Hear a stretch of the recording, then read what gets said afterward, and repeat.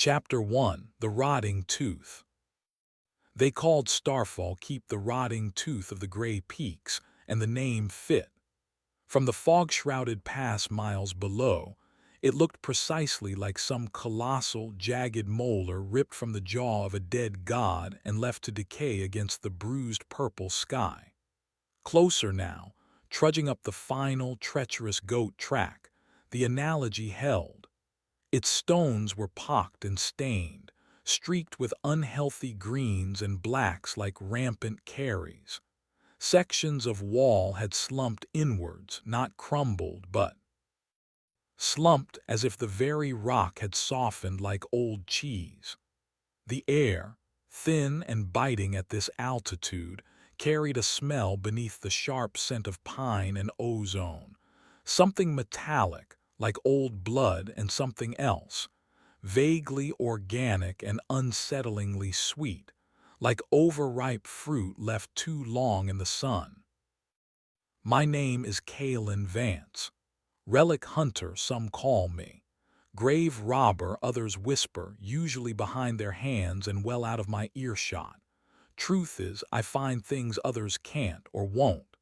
Things lost to time, hidden by fear, buried under layers of myth and nightmare. Starfall Keep was the culmination of years chasing whispers, deciphering fragmented texts, bribing dissolute scholars. The legend spoke of its origin, a star falling from the heavens centuries ago, striking the peak. A paranoid, ambitious lord, one Valerius Thorn, a name I deliberately avoided in my mental catalog, built his fortress around the impact crater, incorporating the strange, shimmering stones into its very foundations. Then came the silence, the rumors of madness, mutation of the keep changing. Now, it was a place parents used to frighten children, a shunned carbuncle on the face of the mountains. But the legends also hinted at something within, something powerful, something unique, a source, an influence, the heart of the fallen star, perhaps. That's what drew me. Not gold, not jewels, but the allure of the truly unknown, the potentially reality-altering prize at the center of the myth. My breath plumed white in the frigid air. The final ascent was brutal. Loose scree shifted under my worn boots, threatening to send me tumbling back down the path I'd spent the better part of 2 days climbing. My pack felt heavier with every step, laden with supplies, climbing gear, and the tools of my trade, pry bars, sample bags, sturdy lanterns, and tucked away securely. A heavily modified Geiger counter I'd cobbled together based on fragmented descriptions of the keep's supposed radiation. The main gate, or what remained of it, gaped open like a broken mouth. Massive, iron-banded timbers lay splintered and warped, half buried in debris. Beyond it lay a courtyard choked with weeds the color of dried blood and twisted, thorny bushes bearing disturbingly flesh-like berries. The silence was profound, broken only by the wind whistling through shattered arrow slits and the frantic thumping of my own heart. I unslung my pack, leaning against a section of wall that felt unnervingly warm despite the biting wind. Pulling out the Geiger counter, I switched it on. The needle barely twitched. Normal background radiation, maybe slightly elevated due to altitude. Disappointing, but the legends were old, prone to exaggeration. Perhaps the influence wasn't radioactive in the conventional sense. Drawing my heavy lantern, its beam cutting a swathe through the gloomy courtyard, I stepped past the ruined gate. The ground underfoot was uneven, patches of bare rock interspersed with the sickly vegetation. Towering walls loomed on 3 sides, windowless and blank in many places, pocked with others that looked less like windows and more like gaping sores. Directly ahead stood the keep's main structure, a hulking edifice that seemed to lean slightly, defying gravity. The smell was stronger here, metallic, organic, and something else, an underlying scent like ozone or the air before a lightning strike. I moved cautiously, my senses on high alert. Decades of delving into forgotten places had taught me that the most dangerous threats weren't always monstrous beasts or elaborate traps. Sometimes it was the environment itself, unstable structures, hidden pits, toxic air. I explored the outer buildings first, collapsed stables, a ruined smithy, a guardhouse whose upper floor had caved in. Nothing of note, just decay and the pervasive sense of wrongness. The stone everywhere felt off. Some blocks were smooth and gray as expected, but others had veins of glassy, obsidian-like material running through them, pulsing with a faint internal light when my lantern beam hit them just right. Others seemed porous, almost spongy to the touch, warm and faintly yielding. It was in the relatively intact remains of what might have been a chapel, judging by the collapsed altar and the faint outline of a shattered stained glass window high above, that I found the first real point of interest. Tucked away in a small side alcove, almost hidden behind a pile of rubble and petrified wood that might once have been pews, was a heavy wooden chest. Iron-bound, sturdy, surprisingly intact. My heart quickened. This was more like it. Kneeling, I examined the lock. Rusted but simple. A few moments of work with my picks, a satisfying click, and the lid creaked open. Dust motes danced in my lantern beam. The chest contained decaying vestments, mouldered books whose pages crumbled at a touch, and a tarnished silver chalice. Disappointing. I sifted through the contents, feeling a familiar pang of frustration. Was this it? Was the legend just rot? My fingers brushed against something hard and smooth beneath the ruined fabric. Carefully, I lifted it out. It was a compass, but unlike any I'd ever seen. Roughly palm-sized, crafted from a dark, heavy metal that wasn't iron or bronze. It felt cool to the touch, unnaturally so. The casing was intricately carved with swirling, non-Euclidean patterns that seemed to shift slightly if I looked at them too long. Instead of glass, the face was covered by a lens of that same glassy, obsidian-like material veined through the keep stones. And beneath it, where the needle should be, was only a small, shallow depression, stained dark red. No needle. No markings for north, south, east, west. Just the empty depression and the unsettling carvings. Useless, perhaps, but it felt significant. The craftsmanship was exquisite, alien. The materials were clearly related to the keep itself. I turned it over in my hand. There were more carvings on the back, even more complex, dizzying, and a small, almost invisible seam suggesting it could be opened. Curiosity overriding caution, I found the catch and pressed. The back casing popped open. Inside, nestled on faded velvet, was not a mechanism, but a single, wicked-looking needle, sharp as a surgeon's scalpel, mounted on a pivot point made of the same dark metal. It spun freely for a moment, then settled, pointing vaguely towards the main keep structure. Interesting, a compass after all, just unconventional, but why the detached needle? Why the depression on the face? I closed the back, then experimentally pressed the center of the obsidian face. Nothing happened. I tapped it. Still nothing. I tucked it into a pouch on my belt.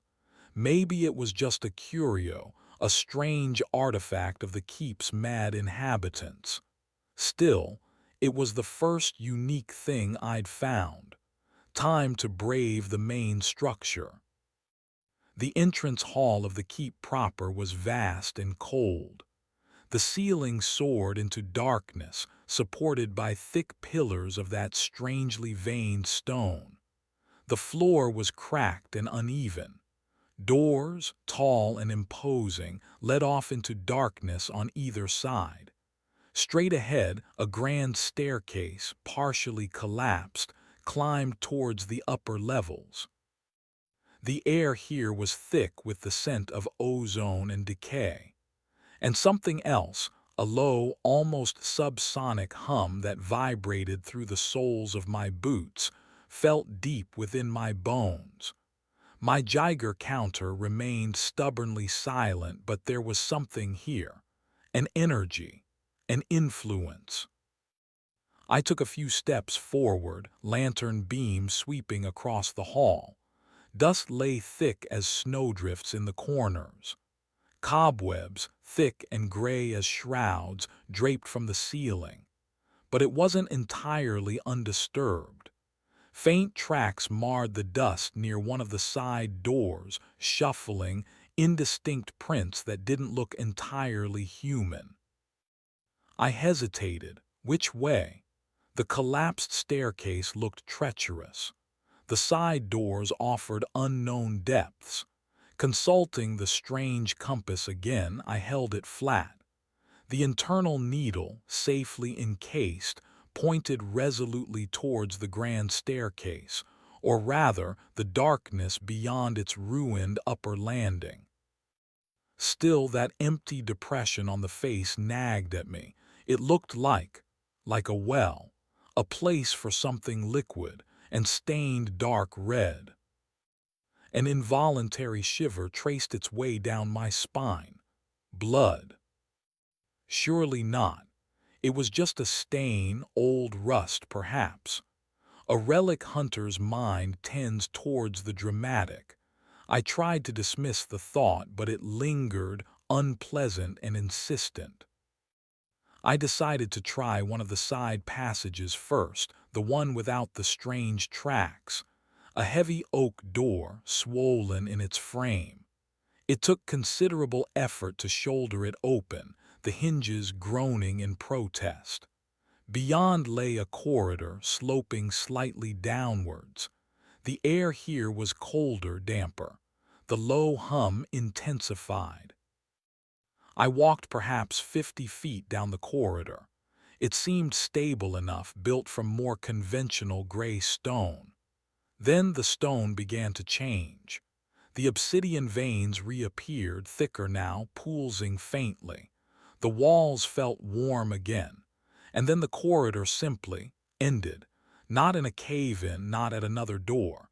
It just stopped, the stone sealing it off in a smooth, almost organic-looking curve. A dead end.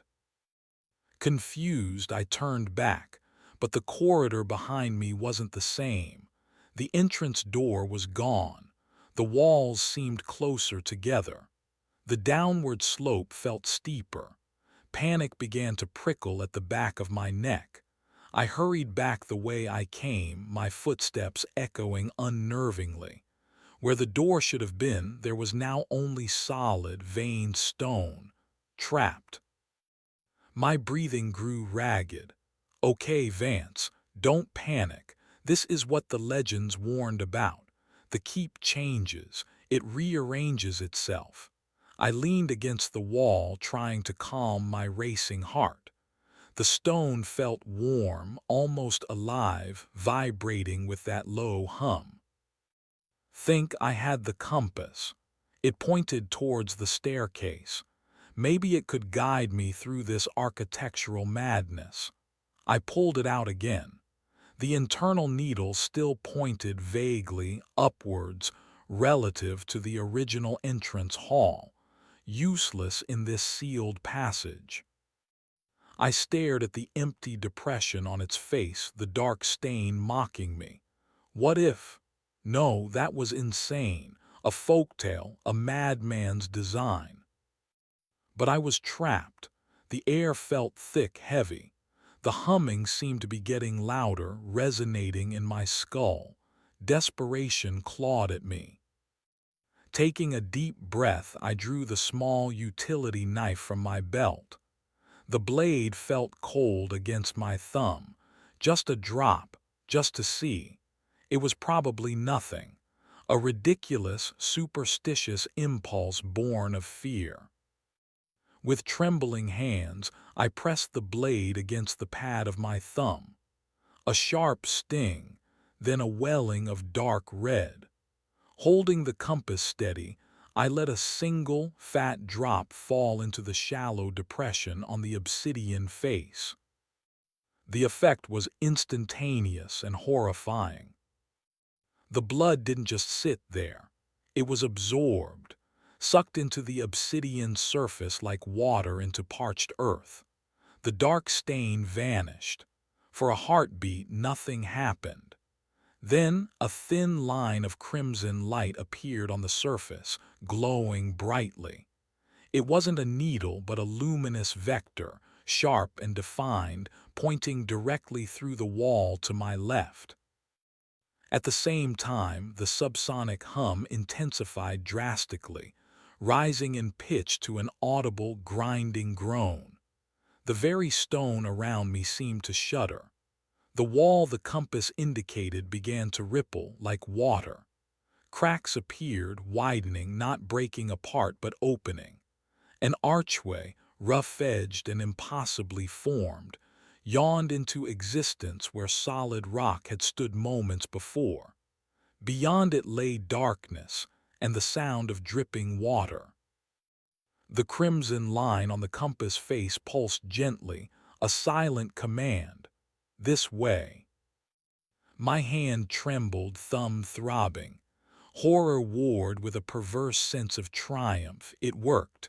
The blood compass. It actually worked. The price was minimal for now. Stepping through the newly formed archway felt like crossing a threshold into another world. The air beyond was colder, smelling of damp earth and that faint metallic tang. The grinding sound subsided, and behind me, the archway sealed itself shut with a sickening, final thump. There was no going back. The keep had accepted my offering, and the compass, held firmly in my slightly slick grip, pulsed with faint crimson light, pointing deeper into the labyrinthine darkness ahead. The rotting tooth had begun to chew. Chapter 2: Whispers in the Marrow. The passage revealed by the blood compass was rough-hewn, more natural tunnel than constructed corridor. Water dripped incessantly from the low ceiling, slicking the uneven stone floor. The air was thick with the smell of wet rock, decay, and that persistent, unnerving ozone tang. My lantern beam struggled against the oppressive darkness, carving out a small bubble of light in an ocean of black. The crimson vector on the compass face glowed steadily, pulling me forward, deeper into the keep's bowels. My initial horror at the blood sacrifice was slowly being replaced by a cold, pragmatic assessment. It worked. That was the crucial point. The keep was a shifting, treacherous maze, and this strange, vampiric artifact was my map and key. The price, a drop of blood, seemed trivial compared to the alternative, being lost forever in rearranging stone, swallowed by the keep's hungry architecture. But a nagging voice, the cautious relic hunter honed by years of avoiding ancient traps and curses, whispered that nothing this powerful ever came cheap. Trivial now, perhaps, but what about later? I moved cautiously, testing each footstep before committing my weight.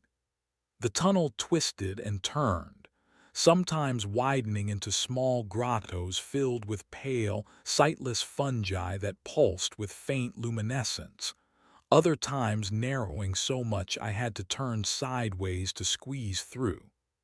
The low hum I'd felt in the entrance hall was a constant companion here, a vibration felt more than heard, resonating in my teeth, my bones. It felt like the entire mountain was alive, breathing, dreaming restless, alien dreams around me. After what felt like an hour, though time seemed fluid and unreliable in this place, the tunnel began to slope upwards again. The air grew slightly warmer, drier. The constant dripping faded behind me. The compass's crimson line remained steady, pointing ahead. It was then I heard the first sound other than my own movements and the keep's ambient hum. A faint scratching, a skittering noise seemingly coming from the walls themselves. I froze, straining my ears, lantern held high.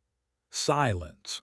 Perhaps just rats, I told myself, though the sound had seemed too deliberate, too rhythmic. I pressed on, the sense of being watched prickling the back of my neck. The tunnel opened into a larger chamber, surprisingly intact. It looked like it might have been a storeroom or perhaps barracks. Empty shelves lined the walls, coated in thick dust. Rotted wooden crates lay spilled open, their contents long decayed into unrecognizable mulch. The compass light pulsed, pointing towards a heavy, iron-reinforced door on the far side of the room. As I moved towards it, the scratching sound returned, louder this time, closer. It wasn't coming from the walls. It was coming from the ceiling, hidden in the deep shadows above my lantern's reach. I swept the beam upwards and froze, my blood turning to ice water. Clinging to the stone ceiling, perfectly still, were three figures. They were humanoid vaguely, but horribly wrong. Their skin was the color and texture of the keep's gray stone, mottled and uneven, allowing them to blend almost perfectly with the rock. Limbs, too long and thin, bent at unnatural angles, ending in wickedly sharp, talon-like digits that gripped the ceiling. Their faces. Gods, their faces were averted, pressed flat against the stone as if hiding. But I could see the outline of smooth, featureless heads, devoid of eyes, nose, or mouth. They were utterly silent, utterly still, like grotesque carvings. Stone skulkers. The name sprang, unbidden, into my mind, a fragment of forgotten lore surfacing from the depths of my research. My breath hitched. Slowly, deliberately, I started backing away towards the entrance I'd come from. Don't make sudden movements. Don't startle them. One of them shifted. A head turned, scraping softly against the rock. It wasn't eyeless. Embedded in the smooth stone face were multifaceted, insectoid eyes, glinting wetly in my lantern light. It saw me. A low, guttural clicking sound echoed in the chamber, picked up by its companions. They began to detach themselves from the ceiling, dropping to the floor with an unnerving, silent grace. They landed in crouching positions, their stony hides making almost no sound on the dusty floor. Their movements were jerky, unnatural, like puppets animated by unseen strings, yet possessed of a predatory swiftness. Panic flared. I fumbled for the heavy wrench clipped to my belt, poor defense, but better than nothing. They advanced, spreading out, their multifaceted eyes fixed on me. The clicking intensified, a dry, insectal chorus that scraped along my nerves. I bolted for the door the compass indicated. My boots slipped on the dusty floor, sending me stumbling. A stone skulker lunged, its taloned hand swiping where my head had been a second before. The claws scraped against the stone wall with a sound like fingernails on slate, leaving deep gouges. I scrambled to the door, yanking at the heavy iron ring handle. Locked, or rusted shut. Frantically, I slammed my shoulder against it, the impact jarring through my bones. It didn't budge. Behind me, the clicking grew louder, closer. I risked a glance back. They were only yards away, moving in a coordinated, flanking manner. No escape. The compass. In my panic, I'd almost forgotten. I ripped it from my belt pouch, ignoring the throbbing pain in my thumb from the earlier cut. It needed blood, quickly. My knife was still in my hand. I didn't hesitate this time. I slashed downwards across my palm, a deeper cut than intended. Pain flared, hot and sharp. Blood welled instantly, dripping onto the stone floor. Shoving my bleeding hand against the compass face, I smeared the blood across the obsidian lens. The effect was immediate, more violent than before. The compass flared crimson, the light almost blinding. The humming vibration surged through me, shaking my very teeth. The vector line reappeared, sharp and demanding, pointing directly at the locked door. But something else happened. The compass didn't just point. It pulled. An invisible force tugged at my hand, yanking me towards the door with surprising strength. Simultaneously, the metal of the door began to glow dull red where the compass pointed. The iron groaned, smoked, and then flowed like wax, the lock mechanism melting away into slag, the bar retracting into the softening wood. The door sprang inwards with a screech of tortured hinges. Without thinking, propelled by the compass's pull and my own terror, I stumbled through the opening. Behind me, I heard the stone skulker's shriek, a high-pitched, grating sound like stone being fractured, as the doorway rapidly began to shrink, the stone flowing back into place. I threw myself forward, landing heavily on the floor of the passage beyond just as the opening sealed shut with a final, echoing boom. Silent, blessed, terrifying silence. I lay there for a long moment, gasping for breath, the adrenaline slowly ebbing, leaving me shaky and nauseous. My hand throbbed painfully, blood still sluggishly oozing from the cut. I wrapped it hastily with a strip of cloth torn from my tunic lining. The compass in my other hand felt warm, almost hot, its crimson light fatting back to a steady pulse. It had saved me, but the cost was escalating, not just a drop anymore, a sacrifice, and the way it had melted the door. This artifact wasn't just a key, it was a weapon, a tool of immense, unnatural power. Power drawn from my own life force. And the keep, it wasn't just rearranging itself, it was actively responding, sealing passages, perhaps even directing its inhabitants. Those stone skulkers, were they guardians, or just predators drawn to the disturbance? I pushed myself to my feet, leaning against the cool stone wall. The new passage was narrower, descending again. The air felt colder, carrying a faint, spectral draft, and with the draft came a whisper. Not the wind, not the keep's hum. A voice. Female, thin, reedy, like dry leaves skittering across pavement. Fool, fool, giving it what it wants. I spun around, lantern held high.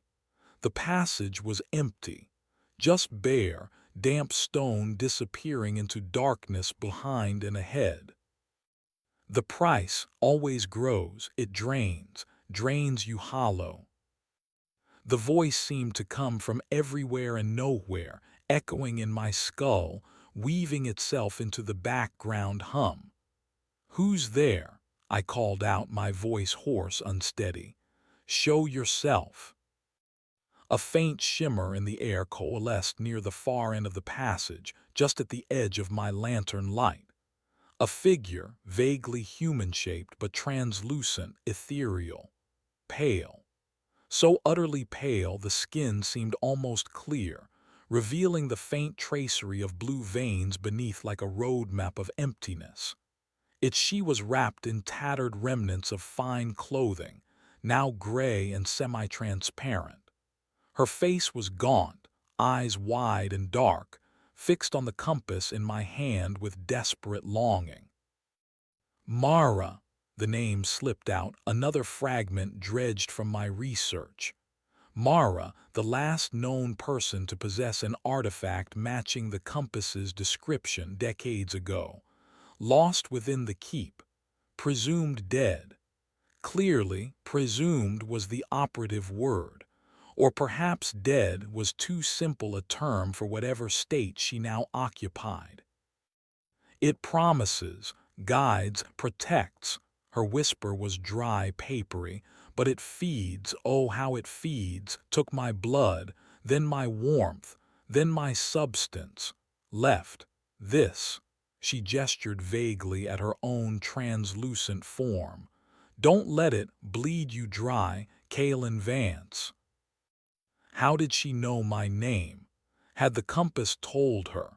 Or was the keep itself whispering my identity through its spectral inhabitants? "How do I stop it?" I asked, trying to keep my voice steady. "How do I get out?" Her form flickered, seeming to thin further. "No stopping, only forward, or be consumed. The heart. It leads to the heart, always the heart." A spectral finger, almost invisible, pointed deeper into the passage, mirroring the compass's vector. But the heart demands more, so much more. With a final, sorrowful sigh that felt like ice against my skin, her form dissolved, melting back into the shadows and the cold draft, leaving me alone again. Alone with the throbbing pain in my hand, the insistent pulse of the blood compass, and the chilling echo of her warning. "It drains you hollow." I looked down at the compass. Its crimson light seemed brighter now, hungrier. I could almost feel it drawing warmth from my hand, a faint, leech-like pull. I forced myself to move, following the guiding light deeper into the keep. Mara's warning repeated in my mind, a counterpoint to the low hum vibrating in my bones, in my marrow. The price was growing, and I was beginning to suspect the heart of the keep wouldn't be satisfied with just blood. Chapter 3: The Crafter's Legacy. The path guided by the blood compass grew stranger, more unnatural. The keep's architecture seemed to shrug off the last vestiges of human design, twisting into geometries that felt fundamentally wrong. Corridors spiraled downwards at angles that should have been impossible. Doorways opened onto sheer drops bridged only by precarious, pulsating strands of the veined rock, and chambers pulsed with a dim, internal light that cast shifting, monstrous shadows. The low hum of the keep deepened, sometimes resolving into discordant, resonant tones that made my teeth ache and my vision blur at the edges. My hand throbbed incessantly. I'd cleaned and bandaged the cut as best I could, but it felt unnaturally cold, and the skin around it had taken on a grayish, bruised tinge. Each time the compass demanded its price, to bypass a fused doorway, to solidify a crumbling bridge of light, to ward off skittering, unseen things whose claws scraped just beyond my lantern's reach. The required offering seemed greater. A few drops were no longer sufficient.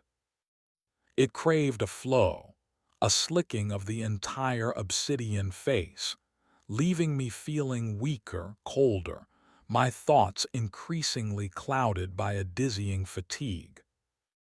Mara's spectral form appeared more frequently now, sometimes a fleeting glimpse in a reflective patch of stone, sometimes a full manifestation, her translucent figure drifting silently beside me, her whispers weaving through the keep's hum. Her warnings became more fragmented, more desperate. He thought he could control it, the crafter, mad fool, she'd sigh, her voice like rustling grave shrouds. Built the cage, gave it the key, bound it to blood, his blood at first. The crafter, the one who, according to fractured legends, had designed this terrible compass. Why? What purpose could justify such a monstrous creation? Driven by Mara's spectral hints and the compass's relentless pull, I felt I was getting closer to an answer, nearing a place of significance. The compass eventually led me to a section of the keep that felt older, the stone darker, heavier, almost basaltic. The air was thick with the smell of ozone and something else, a sharp, acrid scent like burnt circuitry. Here, the mutations in the rock were different, less organic, more crystalline. Shard-like growths protruded from the walls, glowing with faint, fluctuating colors. The compass vector pointed towards a massive iron door, fused shut not by rust or heat, but by jagged crystal formations that had grown through the metal, binding it fast to the stone frame. This barrier felt different, more deliberate. It took a significant offering of blood, leaving me lightheaded and trembling, for the compass to exert its influence. The crimson light flared, the crystals resonating with a high-pitched whine before shattering inwards, clearing the path. Beyond lay not a corridor but a chamber, a workshop. It was chaos, but a strangely preserved chaos. Workbenches lined the walls, strewn with bizarre tools forged from the same dark metal as the compass. Coils of wire-like crystal snaked across the floor. Strange diagrams and equations were etched directly onto the stone walls, depicting celestial mechanics intertwined with biological symbols and impossible geometric shapes. And in the center of the room stood a large metal framework, like the armature for a sculpture, studded with meteorite fragments that pulsed with erratic light. Dust lay thick everywhere, suggesting decades, perhaps centuries of disuse. But the air still vibrated with residual energy, and the acrid smell was stronger here. This was the place, the workshop of the blood compass crafter. I moved cautiously, sweeping my lantern beam across the benches. Glass vials contained viscous fluids in unsettling colors. Metal plates were etched with circuits that defied earthly logic. And then I found the journal.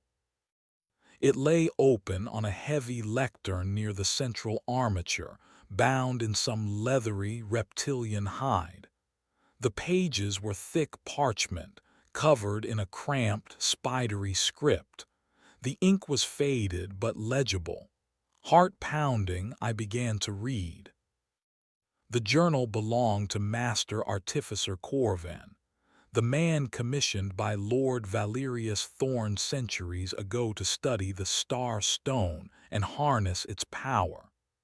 His early entries were filled with scientific curiosity, meticulous observations of the meteorite fragments, their strange radiation, their mutative effects on local flora and fauna, and, alarmingly, on the castle's workers.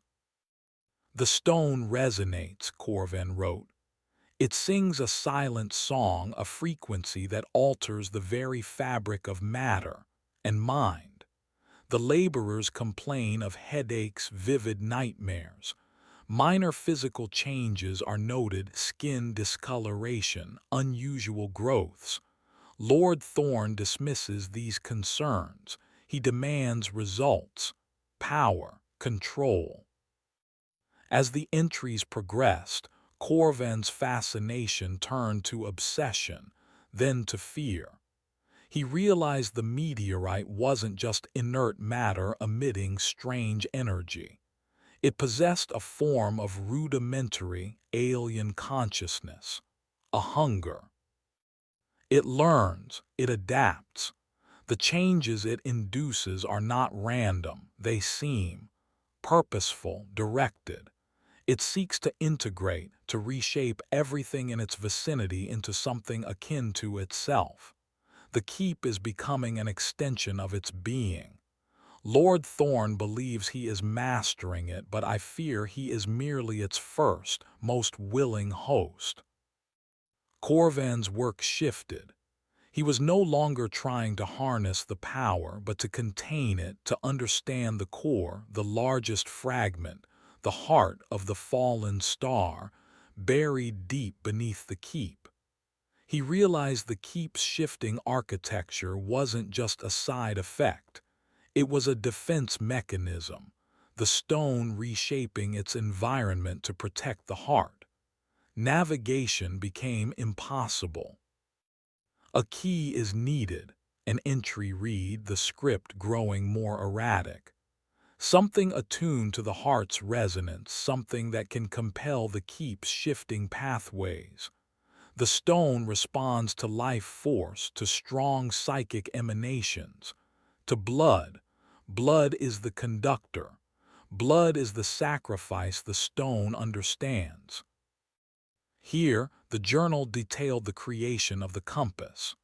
Forged from alloys infused with dust from the meteorite itself, designed to channel the user's own life energy, their blood, into a focused beam of directive will that could temporarily override the keep's architectural sentience. Corvin intended it as a tool for navigating the deadly maze, reaching the heart, and perhaps finding a way to neutralize it. But there were warnings, scribbled frantically in the margins. The attunement requires a sacrifice. It binds the user's life force to the artifact. The compass develops. An appetite demands more, prolonged use, drains the soul, leaves an echo, susceptibility to the stone's whispers, madness. He described his own initial tests, the exhilarating power, the horrifying cost, the draining weakness, the chilling whispers only he could hear, the way the stone outside his workshop seemed to watch him. Thorn grows suspicious. He sees the changes in me. He covets the compass. He is no longer fully human. The stone sings loudly within him now. He seeks communion with the heart. I must hide the compass, must create safeguards. The final entries were disjointed, filled with paranoia and terror. Corvin wrote of setting traps, creating guardians attuned to the compass's energy signature, of trying to build something, the armature in the center of the room, to counteract the heart's influence. It calls to me now, the compass. It wants me to go deeper to the heart, promises, power, understanding, Mara. She understands the whispers too, poor child, must warn her. The last entry was barely legible, ending in a frantic squiggle. He comes, Thorn.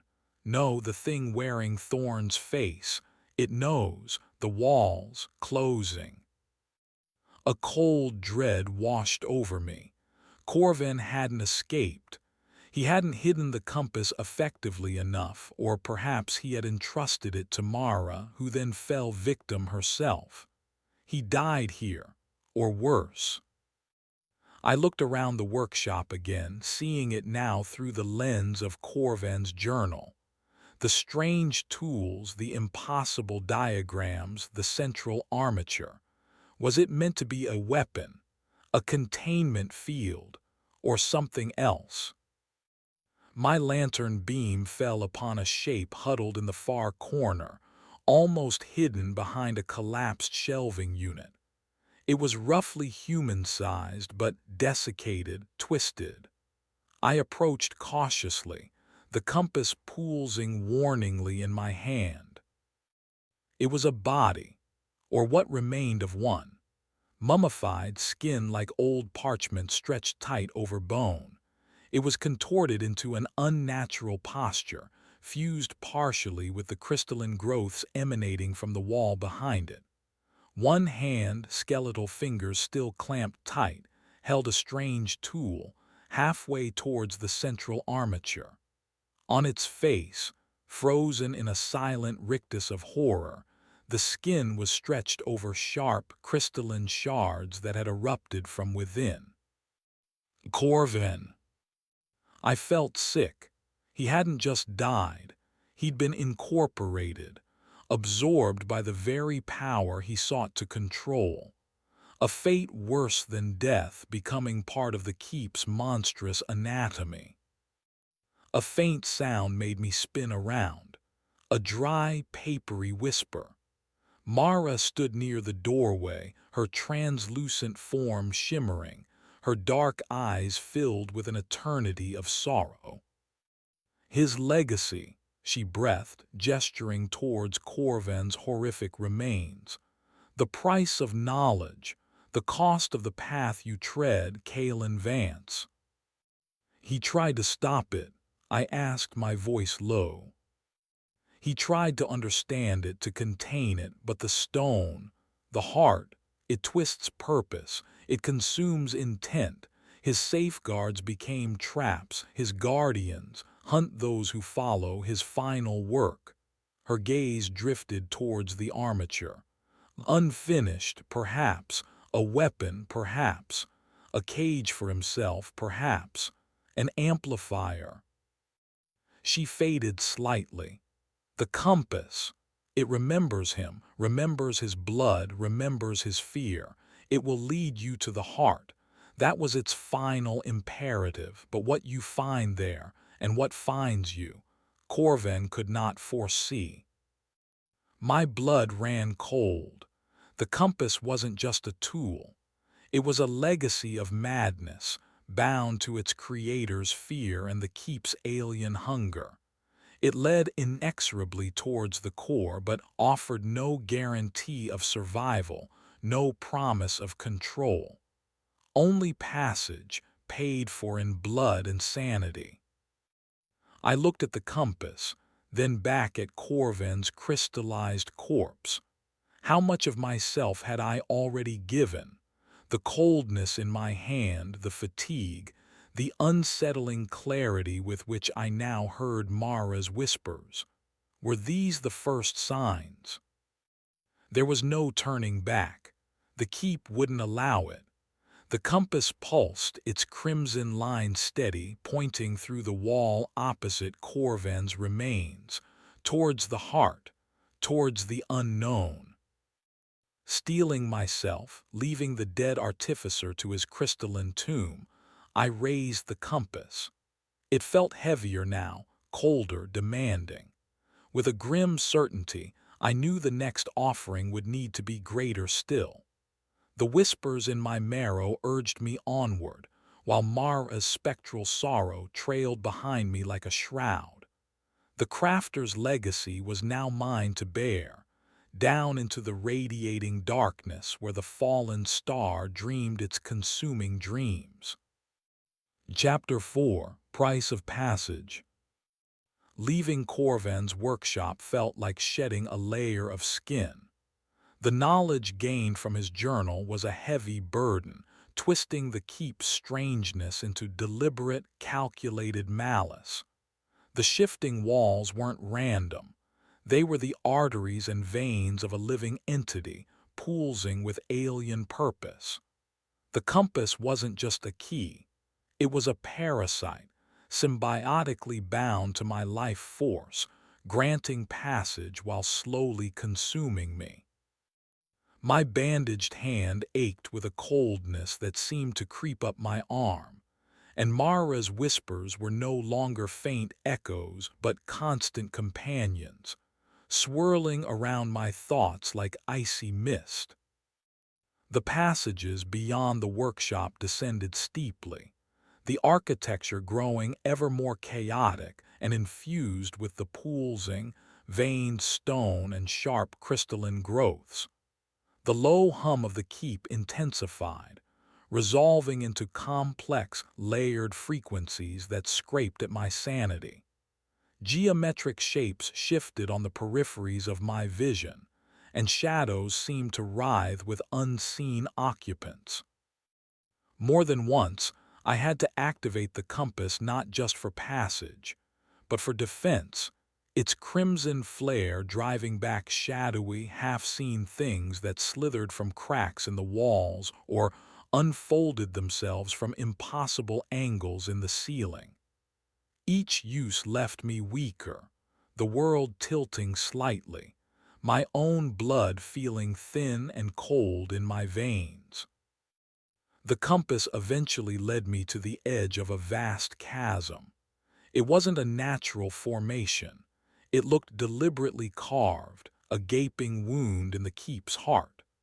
The chasm plunged into utter darkness, far beyond the reach of my lantern beam.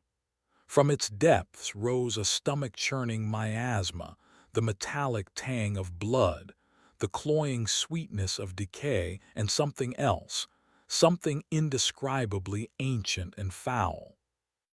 Across the gulf, perhaps 50 yards away, I could just make out the continuation of the passage, marked by the steady crimson pulse of the compass.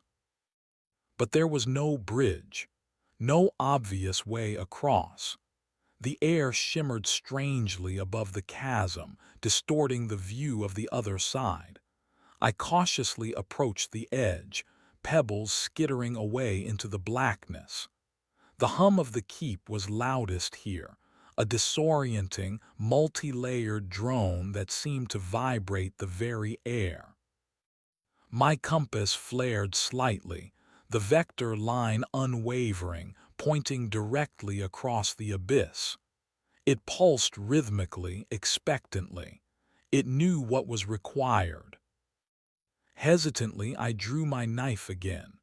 My palm was already a crisscross of sluggishly healing cuts. I chose a fresh patch of skin on my forearm this time.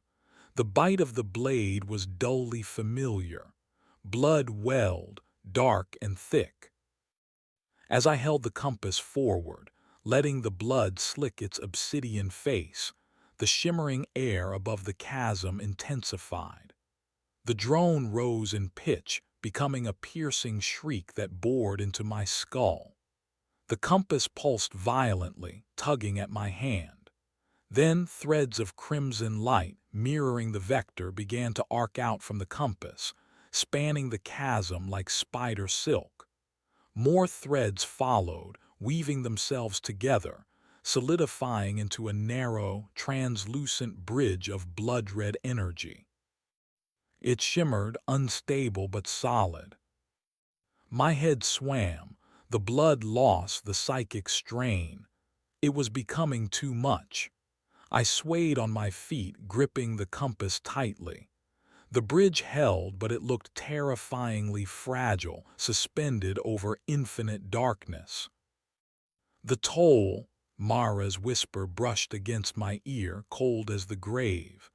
She stood beside me, her form flickering like a dying candle flame. Some paths demand a steeper price. Corvin learned this. The heart guards itself. "I have to cross," I muttered, my voice raspy. "It's the only way." "Yes," she sighed, "but be warned, the air, it is not empty, the keep's breath. It steals." Steals what? Before I could ask, her form dissolved. I was alone again, facing the terrifying crossing. Taking a deep, shuddering breath, I stepped onto the blood-red bridge. It felt disconcertingly solid underfoot, yet vibrated with contained energy. Below, the darkness seemed absolute, swallowing the light from my lantern just feet below the bridge's surface. I moved slowly, deliberately, keeping my eyes fixed on the passage entrance on the far side. The shrieking drone continued, drilling into my brain.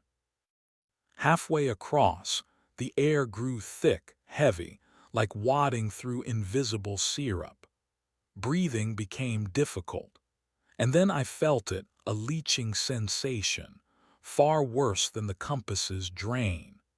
It felt like warmth was being pulled directly from my body, like memories were fogging at the edges, like strands of my very identity were being unraveled and drawn out into the shrieking void. Mara's warning echoed, the keep's breath, it steals. Panic seized me. I tried to move faster, but my limbs felt heavy, sluggish. The red bridge flickered, threatening to dissolve.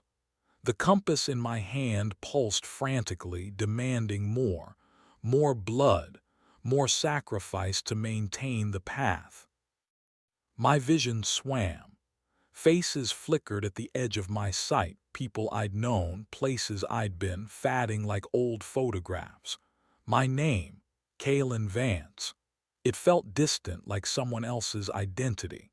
I fumbled with the knife, hands shaking violently, slicing again at my forearm, heedless of the pain. Fresh blood smeared the compass, and the bridge solidified momentarily, the draining sensation lessening slightly, replaced by the familiar cold ache of the compass's own hunger. I staggered forward, feet leaden, forcing myself towards the far side. The passage entrance seemed miles away. The shrieking intensified, and I could feel something coalescing in the thick air around me, unseen presences drawn by the expenditure of life force, by the keep's hungry breath. Then directly in my path, a figure shimmered into existence on the bridge. Not Mara. This was denser, colder, radiating a palpable aura of despair. It was male, gaunt, clad in the tattered remnants of what might have been scholarly robes. His eyes were empty sockets, weeping a slow, viscous black fluid that sizzled when it hit the crimson bridge. He raised a skeletal hand. "Turn back." The voice was a choked gasp full of agony. "It lies, the heart. It offers only dissolution, oblivion." Another victim, another echo trapped by the keep, or something else, a guardian. "I can't," I croaked, forcing myself forward. "There's no way back." The figure drifted closer, emanating a chill that froze the very air. "Then join us, join the forgotten, feed the echo, be nothing." He reached for me, his touch promising an eternity of cold emptiness. I reacted instinctively, thrusting the blood compass forward. The crimson light flared, striking the spectral figure. It shrieked, a sound of tearing fabric and shattering ice, its form dissolving like smoke in wind, leaving only the lingering scent of ozone and despair. The effort cost me. Darkness surged at the edge of my vision. The bridge flickered violently. Just a few more yards. I stumbled, falling to my knees, crawling the last few feet, dragging myself off the bridge and onto the solid stone of the far passage just as the crimson construct dissolved behind me with a final, echoing snap. I collapsed, gasping, shivering uncontrollably. The draining sensation from the chasm faded, but the coldness from the compass had intensified, sinking deep into my bones. My arm was numb. Looking down, I saw the skin around the bandages had taken on a disturbing, gray, almost translucent quality, the veins underneath starkly visible, like Mara's. The price. Mara's voice was soft, sorrowful, right beside me. I turned my head. She knelt beside me, her spectral form clearer, sharper than before. She reached out, her translucent fingers hovering just above the gray skin of my arm. It takes root now. The keep marks its own. You are becoming attuned. Attuned, I whispered, horrified, like Corvan, like you. Deeper, she murmured, her dark eyes fixed on mine. There was something new in her gaze, something beyond sorrow, a flicker of hunger. The compass binds us, its thirst grows, and through it the heart's thirst. It pulls sustenance not just from blood, but from the echoes, from those it has drained. I recoiled, trying to pull my arm away, but my muscles felt weak, unresponsive. Was she warning me or tempting me? Was her presence a comfort or another facet of the trap? You are close now, Kaelin Vance, she continued, her voice smoother, almost seductive. So close to the heart, to the source. Feel its power calling, feel it promising. Release. Release from what? From pain, from fear, from the burden of self. Her form shimmered, and for a terrifying instant I thought I saw Corvan's agonized face superimposed over hers, then the empty-eyed despair of the guardian on the bridge. Give in. Let it take you. Become part of the song, the eternal hum. No, I forced myself up, pushing away from her, scrambling back against the passage wall. That's not release, it's oblivion, annihilation. Mara's expression shifted, the flicker of hunger intensifying, twisting her sorrowful features into something predatory. Is there a difference, relic hunter? In the end, the compass in my hand pulsed, a deep, resonant beat that seemed to echo the rhythm of the keep itself. The crimson line burned brighter, steadier, pointing down the final stretch of corridor. It no longer felt like just a tool. It felt like a part of me, fused to my draining life force, pulling me towards a destiny Corvan had foreseen and Mara had embraced. My body screamed with exhaustion and cold, my mind reeled from the psychic assault and the constant drain. But the relic hunter's instinct, the stubborn refusal to simply yield, still flickered within me. I had paid the price of passage, a price etched into my very flesh and soul. Now only the heart remained. Whatever awaited there, whatever the lithoservitor guarded, I would face it. Not for release, but for answers, or perhaps simply for an end.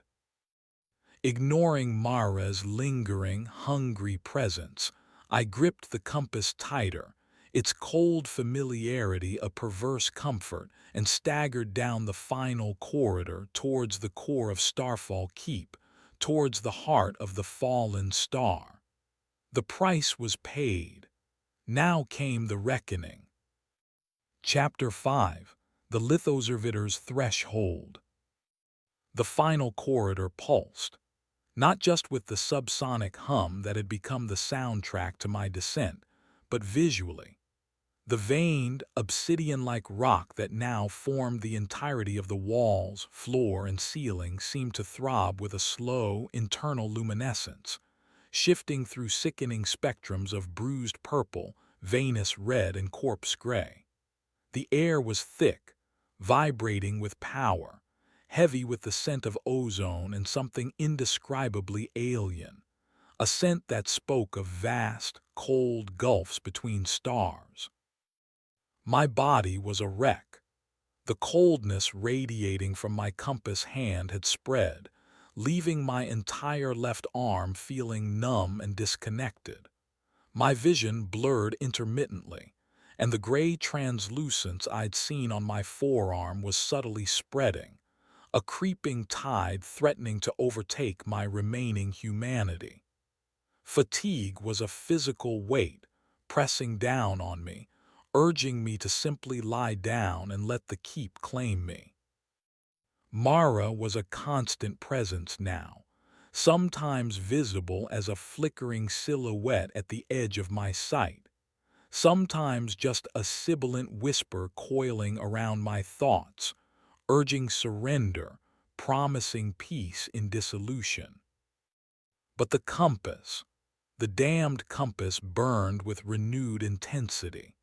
Its crimson vector line was a searing brand on the darkness ahead, pulling me forward with an almost physical force.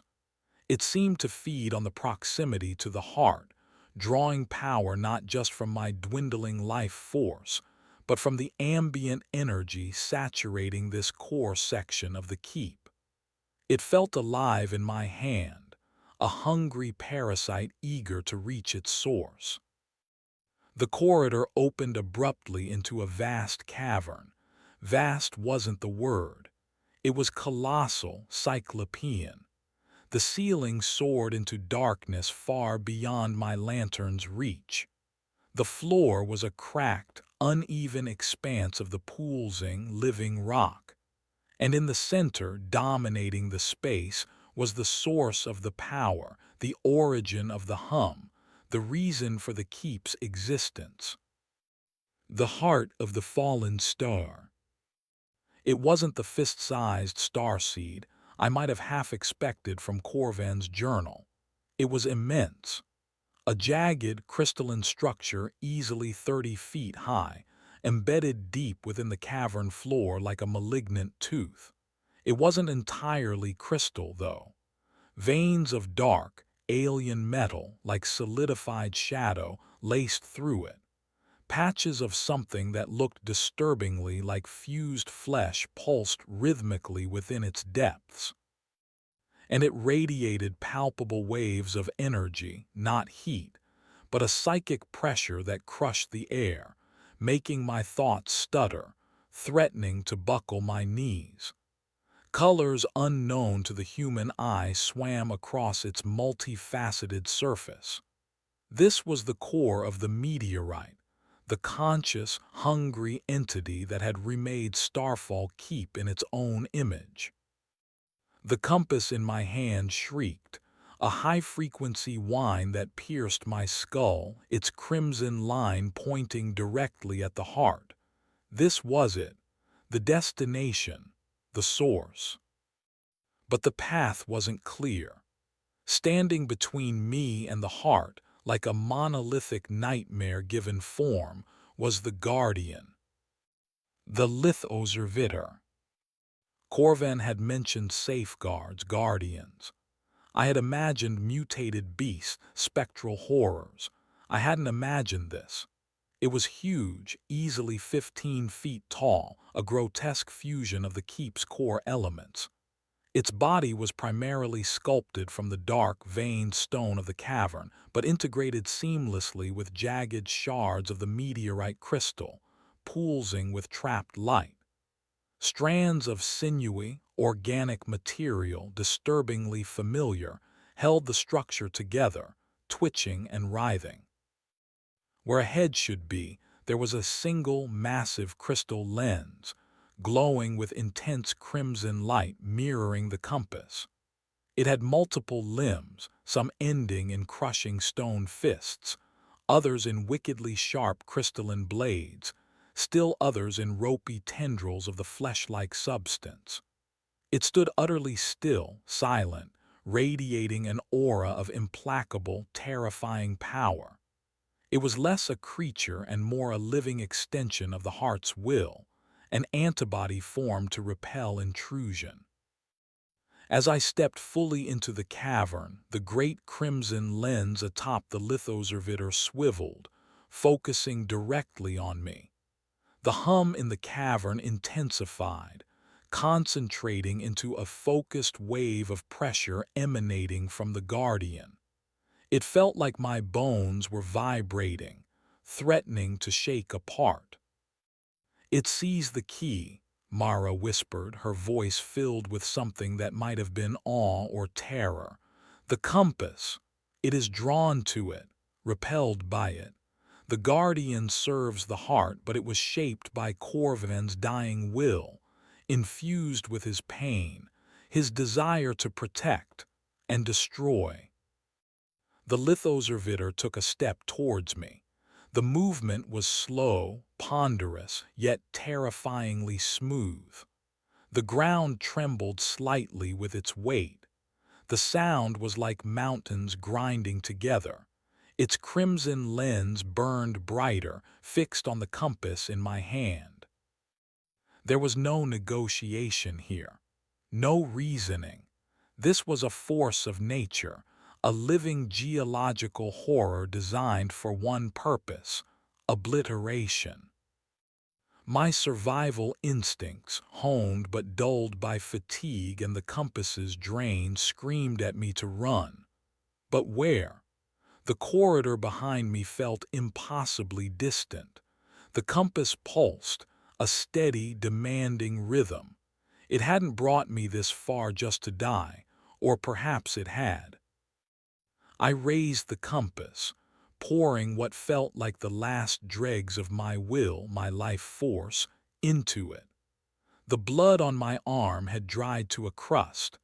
I ripped the bandages off, ignoring the searing pain as fresh wounds opened, pressing my bleeding forearm hard against the obsidian face. The compass screamed. Not a sound, but a psychic shockwave that slammed outwards. The crimson vector line erupted, thickening into a solid beam of pure, incandescent red light that lanced across the cavern and struck the lithoservitor square in its crystalline lens. The Guardian staggered back, emitting a deafening, grating roar that shook the very foundations of the keep. The cavern walls groaned. Cracks appeared in the lithoservitor's lens, but they sealed almost instantly with flows of molten rock and poolsing organic matter. It was wounded, but far from defeated. It retaliated. One of its stone arms slammed down where I had been standing a moment before, shattering the rock floor, sending shards flying like shrapnel. I scrambled back, ducking behind a jagged outcrop of crystal. Another arm, ending in a crystalline blade, swept across the space, shearing through the outcrop, missing me by inches. The air sizzled where it passed. The compass beam flickered. It needed more, always more. My vision was tunneling, black spots dancing before my eyes. I felt dizzy, detached, my own body a distant machine running on fumes. "Feed it," Mara's voice hissed, urgent, hungry. "Give it more. Only through its power can you prevail, become the conduit. Let the heart's energy flow through you." Was she trying to help me, or trick me into burning myself out completely? It didn't matter. Without the compass, I was dead. I pressed my bleeding arm harder against it, gritting my teeth against the agonizing drain, the feeling of my very essence being siphoned away. The beam solidified again, striking the Guardian. It roared, swatting at the beam like a physical object. Its tendril limbs lashed out, trying to ensnare me. I dodged, weaving between rock formations, firing bursts from the compass whenever I had a clear shot. It was a desperate dance of survival. The lithoservitor was slow, but immensely powerful and relentless. Its stone hide deflected glancing blows from the beam. Its regenerative ability, fueled by the nearby heart, was terrifying. It repaired damage almost as fast as I could inflict it. I needed to find a weakness, Corvan's journal, his safeguards, his dying will. Shaped by Corvan's dying will, infused with his pain, Mara's words echoed. Corvan, the crafter, his mummified body back in the workshop fused with crystal. What if the Guardian wasn't just stone and meteorite? What if parts of him were integrated into it? His pain, his fear, his essence. The compass wasn't just attuned to the heart. It was attuned to Corvan's bloodline, his life force, which he had poured into its creation. Could it affect the Guardian on a deeper level? Changing tactics, I stopped aiming for the lens or the limbs. I focused the beam on the points where stone met crystal, where organic sinew pulsed, the points of fusion. The Guardian reacted instantly, recoiling as if struck by immense psychic pain, its roar pitching higher, becoming almost a scream. It worked, attacking the points of integration, the seams where Corvan's trapped essence might reside, caused it far more distress than brute force attacks. The lithoservitor seemed to go berserk. It abandoned caution, charging directly at me, its massive fists pulverizing the ground, its blade arms scything through the air. I desperately dodged, rolling behind pillars of rock, using the compass beam like a fencer's foil, jabbing at the vulnerable fusion points. One of its tendrils whipped out, faster than I expected, wrapping around my ankle. It yanked me off my feet, dragging me across the rough cavern floor. Pain exploded in my leg. The world spun. The Guardian loomed over me, raising a stone fist the size of a boulder to crush me into paste. No, I wasn't dying here. With a final, desperate surge of adrenaline and borrowed power, I jammed the compass directly against the pulsing organic sinew, connecting the fist to the arm, pouring everything I had left into it. The beam wasn't red anymore. It was white-hot, searing. The Guardian froze. A sound ripped through the cavern, not a roar, but a sound of pure, unadulterated agony, 1,000 voices screaming at once, Corvan's voice prominent among them. The organic material ignited, turning instantly to ash. The stone around it cracked, spiderwebbing outwards. The massive fist detached, crumbling into dust and fragments before it could strike. The lithoservitor staggered back, its entire frame shuddering violently.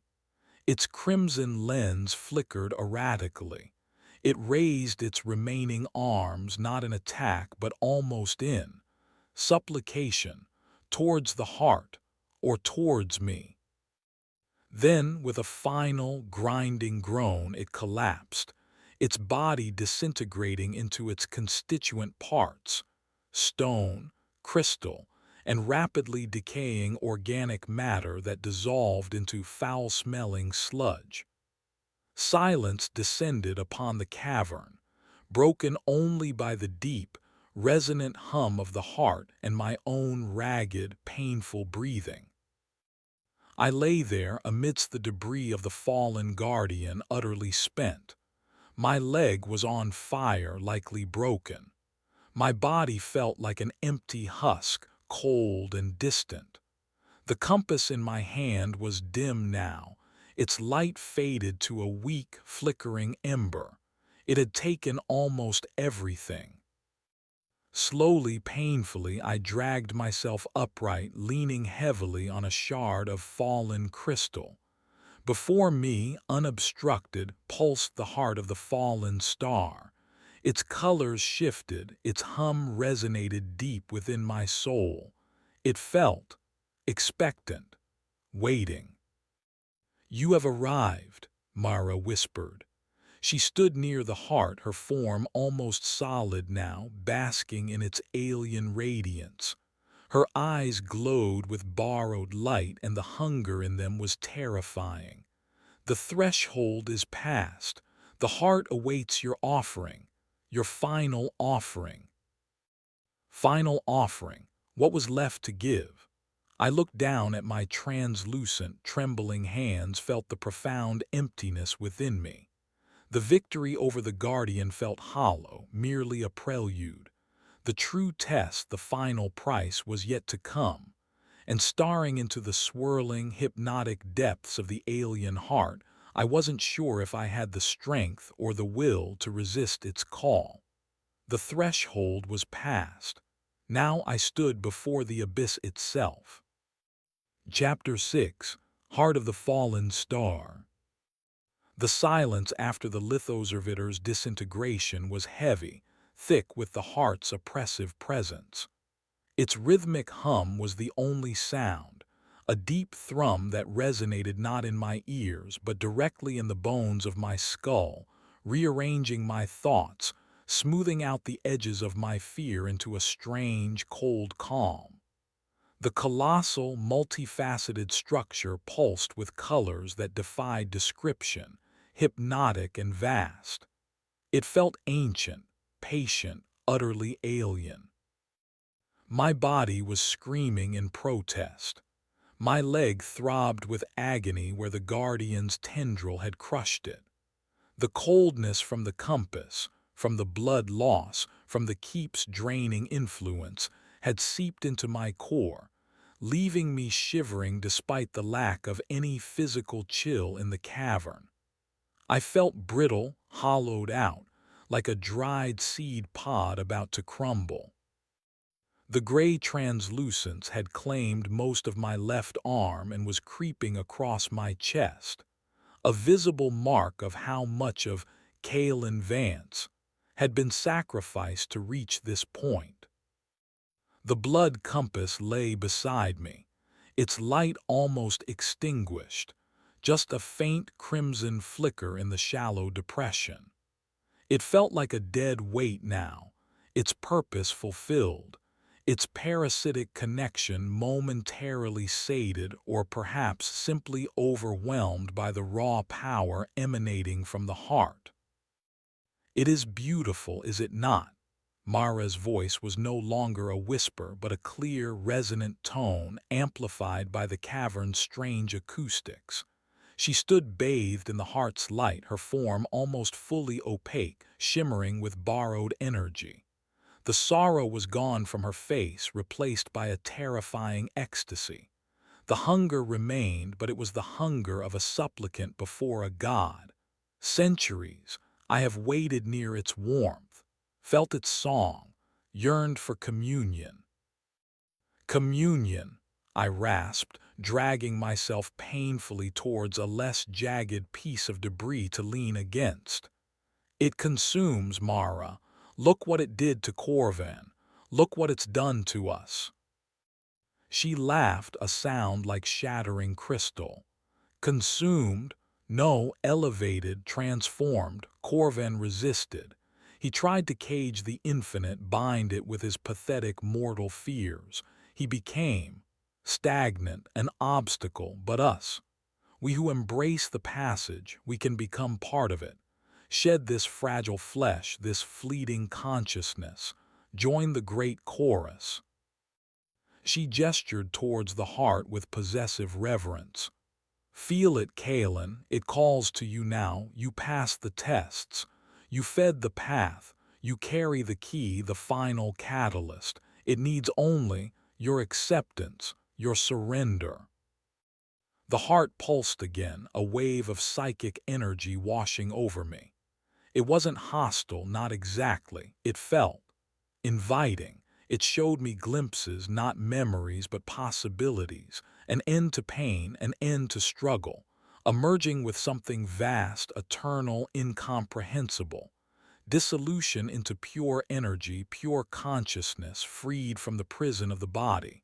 It was seductive, horribly tempting to my exhausted mind and broken body. Just let go. Give it the compass, Mara urged, her eyes burning with fervor. Place it upon the heart, complete the circuit. Your blood, Corvan's craft, the heart's essence. They will merge, and you will be reborn. We will all be reborn in its glory. I looked at the dull compass, then at the pulsing, hypnotic heart. Surrender. Become part of the alien collective, another voice in its consuming song, losing myself entirely. Was that the ultimate prize? Was oblivion the reward for surviving the keep? Something flickered within me, a spark of defiance. The stubborn core of the relic hunter who faced down death in forgotten tombs, who solved ancient riddles, who refused to just give up. Was this why I came? To become cosmic dust? No, I said, my voice surprisingly firm despite the tremors racking my body. That's not rebirth, Mara. That's annihilation. Her ecstatic expression faltered, replaced by confusion, then anger. Fool, you dare refuse, after all this, after paying the price. You would cling to your pathetic, insignificant self. It's all I have left, I countered, pushing myself painfully upright, using a shard of the Guardian as a crutch. This insignificant self is what got me here. It's what fought your keep, your guardian, and it won't surrender now. Then you are truly lost, Mara shrieked, her form flickering violently as her borrowed energy destabilized. The heart will take you anyway. It will absorb you. Your resistance only makes the oblivion more painful. Perhaps she was right. Maybe direct defiance was futile. The heart pulsed again, stronger this time, its psychic pressure intensifying, trying to overwhelm my will, pull me into its embrace. Images flooded my mind, the universe seen through alien senses, the slow consumption of worlds, the cold, emotionless expansion of its consciousness across millennia. It was terrifying, yet still tempting. But Corvan, he hadn't just built the compass. His journal, the workshop, the armature.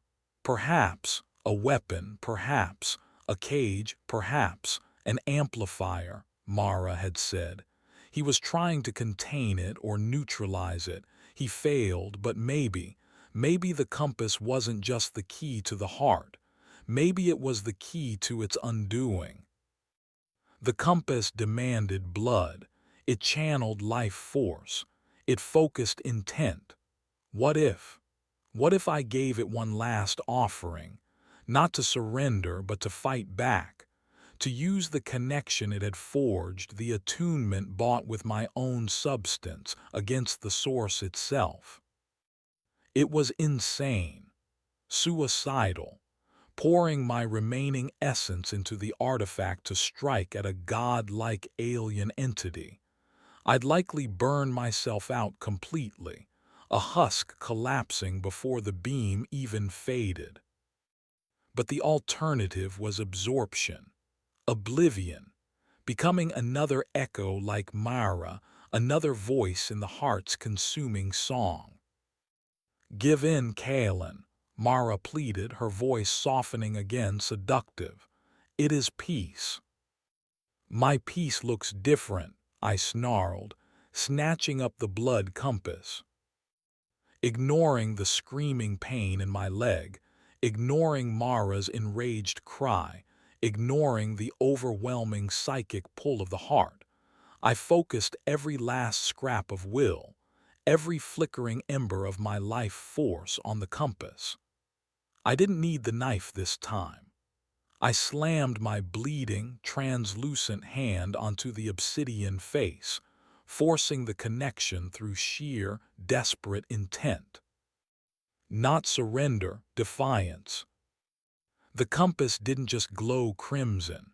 It erupted, a blinding torrent of pure white light, laced with threads of crimson life force. My life force surged from it. It wasn't a beam this time.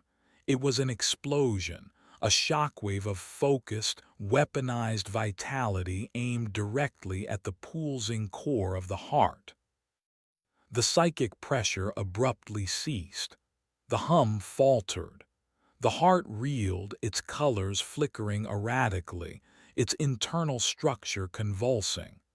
A soundless scream echoed in my mind, a wave of pure alien agony and disbelief.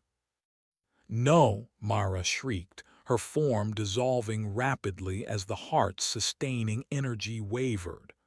"What have you done?" Her voice faded into the sudden, terrifying silence. The light from the compass intensified, drawing everything from me. I felt my consciousness fraying, my body becoming weightless, transparent.